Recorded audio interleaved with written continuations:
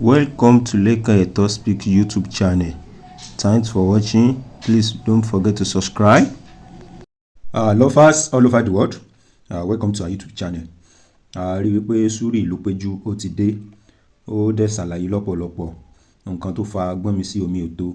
láàrin òun àti Gọ́fúnà Seyi Makinde ní ìpínlẹ̀ Ọ̀yọ́ àti nǹkan tí ó dá ìjì ìjà sílẹ̀ láàrin ọ̀gá wọn auxiliary pẹ̀lú Oriyomi Hamzat. A rí wípé àwọn èèyàn wọ́n tú yáyà bọ́ síta láti pàdé Suri Ilupeju ní Àgídìgbò FM ní ìlú Ìbàdàn. A dẹ̀ rí gbogbo àwọn akitiyan tí Oriyomi Hamzat náà tó kó nípa kí Suri Ilupeju kó lè padà sílùú Ìbàdàn. So update ìlà ní ká mú wá fún yín. Tí omijé ni Suri Ilupeju ló fi sọ̀rọ̀, ló fi sọ gbogbo àwọn nǹkan tó ṣẹlẹ̀. So ẹ jẹ́ ká gbọ́rọ̀ lẹ́kùnrẹ́rẹ́ lẹ́nu Suri Ilupeju pẹ̀lú gbogbo àwọn nǹkan tó ṣẹlẹ̀ láti ọdún mẹ́ta sẹ́yìn láàrin òun àti Gọ́fúnà Seyi Makinde pẹ̀lú Oriyomi Hamzat àti ọ̀gá rẹ̀ auxiliary. So ẹ jẹ́ ká farabalẹ̀ ṣe gan ni. Suri Ilupeju appreciated Alhaji Oriyomi Hamzat, his supporters, and the good people of Oyo State for standing by him in the face of powerful tormentors. Ìdúpẹ́ lọ́wọ́ Ọlọ́run, ìdúpẹ́ lọ́wọ́ gbogbo ọmọ Nàìjíríà àti gbogbo alátìlẹyìn. Ọ̀rọ̀ òṣèlú ni. Nígbà tí a ti wà pẹ̀lú Seyi Makinde àti 2015 àkọ́tẹ́sì àwọlé. Nígbà tó di 2019 àpàdà kọ́tẹ́sì wọlé. Ọlọ́run pé kó jáwé olúborí ó wọlé. Àṣejọba yẹn lọ. Nígbà tó di tí sáà yẹn tẹnubodò a tún padà relent yẹn ní 2023 Ọlọ́run sì tó ṣe àmì àwọlé. So Ṣàìdé ni ó pe ọ̀gá wa Alhaji Mukaila Lamidi Larin pé iṣẹ́ ti yàtọ̀, àwọn tíkẹ́ẹ̀tì kan wà tí àwọn òkùnkùn iṣẹ́ tẹ́lẹ̀ sí rẹ̀ tíkẹ́ẹ̀tì ẹyọ kan ni à ń já fún ọkọ̀ kan, ẹni mọ́tò wá rí tíkẹ́ẹ̀tì ni ó gbà. Mo wá kún tíkẹ́ẹ̀tì dé ó ń lọ bí 15 pé kan láago wọn sàkó gbogbo ẹ̀ lóṣìṣì. Ọ̀gá ní kò lè ṣe bó làwọn ṣe fẹ́ ṣe, bó làwọn ṣe fẹ́ tà fún àwọn eléyìí tí ò ní di ìṣòlẹ́nu. So pé wọ́n jẹ́ ká máa ṣe bí a ṣe ń ṣe tẹ́lẹ̀ tára fi dẹ àwọn ọmọ aráàlú àti dráìvà. Ìyẹn ni ọ̀gá sọ àdẹ̀kú òǹbẹ́ ní mítè yẹn àti bó ṣe jọ́ kejì ọ̀rọ̀ ṣe wáyé pé kọ́gọ̀ lọ resign. Pé tọ́gọ̀ bá resign tójú ẹ̀ bá rí kò fara mọ́. So à ń bá lọ. Ìjọ tí wọ́n búra fún gangan ní May 29 ńlọ wá. À ń ṣe àjọyọ̀ yìí pé àwọlé gómìnà adáná sí gbogbo àti pátí lọ́wọ́ ni a kó ogun dé. Wọ́n sì bá ogun everything jẹ́ ní hòtẹ́ẹ̀lì ọ̀gá. Wọ́n kó gbá wọn káwò, wọ́n kó ogun everything, wọ́n kó gbogbo ẹ̀ lọ. Wọ́n ṣe bó ṣe wù wọ́n. So àgbà ó kálukú gbalé ẹ̀ lọ. So wọ́n gbéjọba fún sẹ́kítírì ọ̀gá ìyẹn wá sí ọmọlẹ́wà tọ́mì ó tẹ́wọ́ gbà. Àwọn bíráṣì yòókù àtàwọn tájọ́ ṣiṣẹ́ wọ́n tẹ̀lé lọ. Ṣùgbọ́n mi dúró nígbà tó ga ọ̀ lọ mi ò lè bá wọn ṣiṣẹ́ o. Àdèlọ́lé wa títí wọ́n padà àrẹ́sì ọ̀gá ẹ̀, wọ́n ti mọ́lé ọdún mẹ́ta sẹ́yìn. Àwa náà wá lù ó kálukú ń bá tiẹ̀ lọ.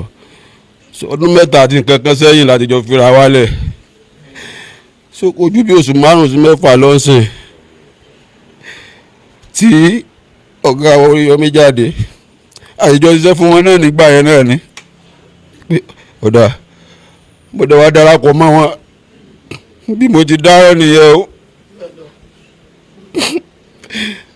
Ó sì ránṣẹ́ wá pé ṣé bẹ́ẹ̀ ló yẹ kí n lọ.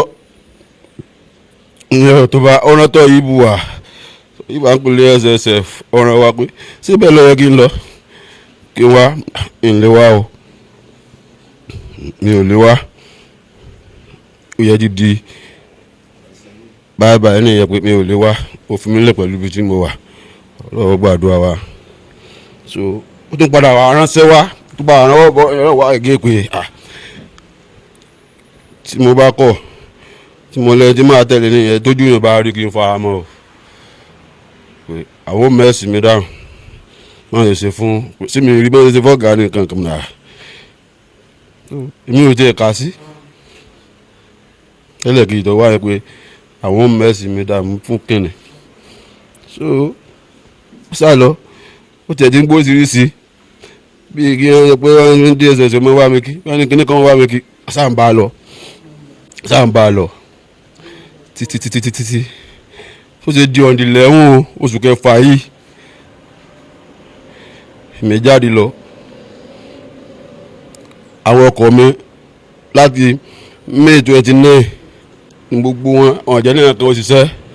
wọn kó gbogbo wọn wá sílé wọn lé wọn gáràjì àṣìṣe ẹjọ́ kan náà ìjọba tuntun tí wọ́n ní tá a ṣe wọlé so a sì gbà fọlọ́ mo káwọn ọkọ̀ yẹn wálé mo kó wọn sínú ilé tó bá sáfẹ́rẹ́ nbàrẹ́ tó bá nídìí kéèyàn kan bá wà wàá gbé fún wọn ọ̀fìsì iṣẹ́ so à ń ṣe bẹ́ẹ̀ àfi bó ṣe di ọ̀dìlẹ́wọ̀n oṣù kẹfà yìí èmi náà wakọ̀ lọ sí Èkó mo sọ yẹn lọ sí Èkó pé màá sun Èkó máa lòdù wá sí Ìbàdàn àfi bó ṣe dòru táwọn tó wà nínú ilé pé mi ọlọ́pàá wà nínú ilé fún kẹ́ni wọ́n wà nínú ilé o wọ́n wọlé wọ́n jí àwọn jáde sí wọn so wọ́n já lẹ́kùn wọ́n bírèkì gbogbo lẹ́kùn nulẹ̀ wọ́n kó àwọn ọmọ yẹn wọ́n mú wọn káàkiri nulẹ̀ wọ́n sá sí nulẹ̀ gbogbo wọn sá sí gbogbo everything wọn rí anything wọ́n wá ká àwọn ọmọ yẹn jáde padà síta wọ́n ní ká dojú bolẹ̀ wọ́n ní ká wọ́n dojú bolẹ̀ lẹ́yìn ṣẹ́jú bí ọgbọ̀n ṣẹ́jú nǹkan kan sá wọ́n ní káwọn gbójú sókè nǹkan wo tán bá nínú ilé àwọn èmi dẹ̀rẹ́ mi ò ní nǹkan kan nínú ilé ọlọ́ọ̀lọ́ọ̀ gbáyé lọ́mọ̀ pèsè mọ́tò mò ń ṣe láti lẹ̀ mo ìtàn wa mọ́tò àwọn ọmọ ẹgbẹ́ kìí sínú ilé àwọn ẹ̀ ti rí eléyìí o àwọn kọ́ ni àwọn ní gbogbo tẹ ń sọ tẹ kó lẹ́yìn pé kìí ṣe ọ̀dọ̀ àwọn kankan wà òkú wọ́n ṣàkó gbogbo àwọn ọmọ yẹn first ball mi wà nù ilé tó sùn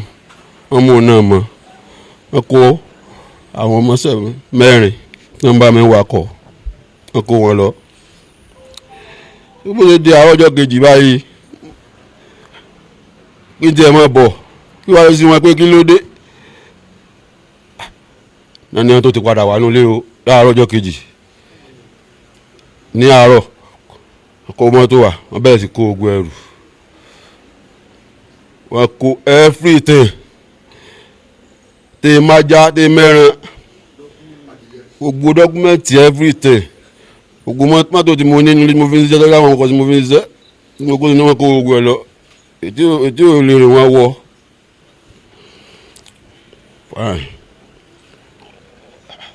kí ni ìtumọ̀ ogun ilé ọkọ̀ yẹn lọ tán bá wọn mt ogun nulẹ̀ tí mọ́ fóòmù tí má ga àjókòó tí mẹ́ni tí wọ́n ṣe nǹkan kan kù gbòdì mo ní pátápátá ni ẹ kó lọ.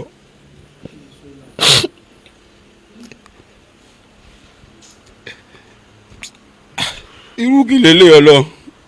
ọ̀dà nígbà tó fi dijọ́ kẹta àbíjọ́ kẹrin wọ́n ti mú tatapílà wá wọ́n ti wo ogun olé dànù ó bá gbogbo kan tí mo ní wọ́n bàjẹ́ mi ò kí n sọ lé bó jẹ́ kó wá lólé mi kí mo ní wọn kó nǹkan wá fi róòpù mi ní o wọ́n fi róòpù wọn fi ṣàkóbá òṣèlú ní o ẹ̀yin ọmọ Nàìjíríà ṣàánú mi ẹ gbà mí o ẹ gbà mí o ní kí n kíkọ́ àwọn ọmọ aráyé wọ́n ṣàánú mi kan gbà mí o kò sẹ́ni tí ó mọ̀ mí ní oúnjẹ onímọ́tò ni mi o ọlọ́run má jẹ́ ká sí yàn tẹ̀lé o ní tí mo mọ̀ mọ́ bẹ́ẹ̀ náà nìyẹn o mi ò ṣe nǹkan kan mi ò dáràn o mi ò gbogbo jẹ́ sọ mi mọ nǹkan kan pa rẹ̀ sí ọwọ́ mi mò ń ṣe. nínú gbogbo nǹkan kásá máa dúpẹ́ fọlọ́run sẹ́rí wọ́n ń wọlé wọ́n ń wúgbà yẹn kò pé ká má débi tá à ń lọ kò sẹ́ máa ṣẹlẹ̀ bẹ́ẹ̀ ẹ̀ gẹ́tì ṣùgbọ́n ọlọ́run ti bá wa ṣe ọlọ́run bẹ lẹ́yìn Oríyọmí ọlọ́run nífẹ̀ẹ́ Oríyọmí kò pé rẹ̀ àwọn èèyàn ló pè é ọlọ́run dẹ̀ fọwọ́ sí ẹ̀ gẹ́tì sẹ́rí ilé tí wọ́n wó ilé ọba tó jó